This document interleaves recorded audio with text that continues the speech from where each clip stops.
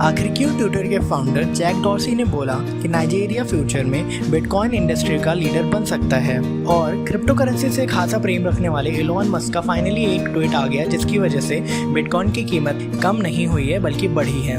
और टेक्सास के governor Greg Abbott ने क्रिप्टो करेंसी बिल पर साइन कर दिया है। और क्या आपको पता है कि बिटकॉइन को सारी गवर्नमेंट क्यों रेगुलेट करना चाहती है? आखिर क्यों इथेरियम की को फाउंडर एंथनी डिलोरियो ने कार्डानो और पोल्काडॉट में इन्वेस्ट किया?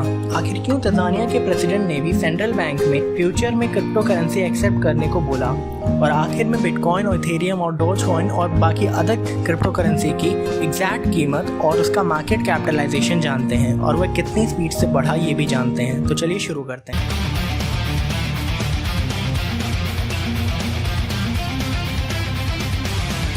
न्यूज़ नंबर 1, ट्विटर के फाउंडर जैक डॉर्सी ने बोला कि नाइजीरिया फ्यूचर में बिटकॉइन इंडस्ट्री का लीडर बन सकता है और उन्होंने नाइजीरिया में बहुत सारा फंड भी डोनेट किया। उन्होंने लगभग 500 बिटकॉइन डोनेट किए। और नाइजीरिया सेंट्रल बैंक ने बोला है कि वह इस साल के एंड तक अपनी खुद की एक डिजिटल करेंसी मार्केट में लाएंगे। और जैक डॉर्सी ने नाइजीरियन गवर्नमेंट से बोला कि इकोनॉमिक इंडिपेंडेंस के बिहाफ पे बिटकॉइन और क्रिप्टो करेंसी को लीगल घोषित करा जाए और उसका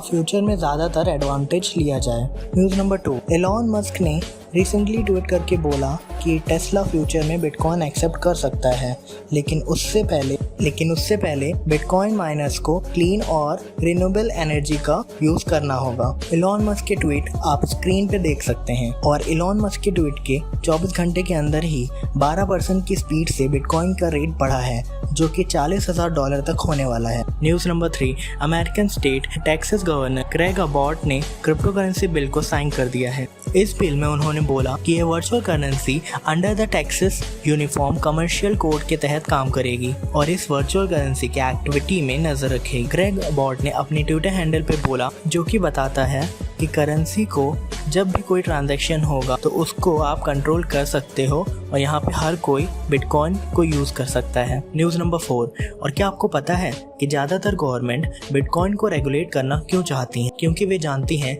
बिटकॉइन एक अनकरप्टेबल करेंसी है जो कि फ्यूचर में हमारी करेंसी को भी रिप्लेस कर सकती है। इसी वजह से गवर्नमेंट डरती हैं और गवर्नमेंट बिटकॉइन को रेगुलेट करना चाहती हैं। न्यूज़ नंबर 5, इथेरियम के को फाउंडर ने कार्डानो और पोल्काडॉट में इन्वेस्ट करने को बोला और उन्होंने खुद भी इन्वेस्ट किया। उन्होंने ऐसा कहा कि कार्डानो और पोल्काडॉट का फ्यूचर बहुत ही ज़्यादा ब्राइट है और उन्होंने बोला कि कार्डानो और पोल्काडॉट के वे बहुत बड़े फैन हैं और ये प्रोजेक्ट गोल ओरिएंटेड इंडिविजुअल के तहत है। न्यूज़ नंबर 6, तंजानिया एक ईस्ट अफ्रीकन कंट्री है। वहाँ के प्रेसिडेंट सामिया सुलूहु हुसैन ने बोला अपने सेंट्रल बैंक को कि वे फ्यूचर में बिटकॉइन और क्रिप्टो करेंसी को एक्सेप्ट करने के लिए तैयार हो जाएं। उन्होंने सेंट्रल बैंक से बोला कि वे ज़्यादा से ज़्यादा क्रिप्टो ट्रांजैक्शन करें और क्रिप्टो को अडॉप्ट करें।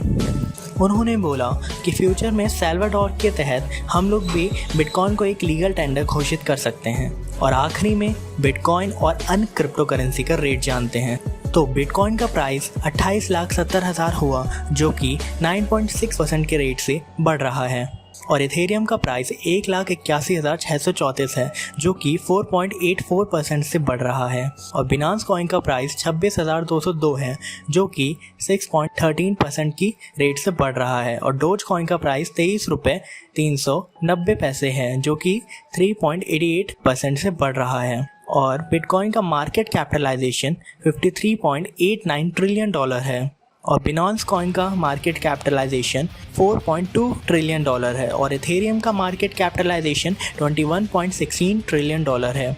तो फिलहाल इतना ही और कल मिलते हैं लेटेस्ट न्यूज़ के साथ। Thank you.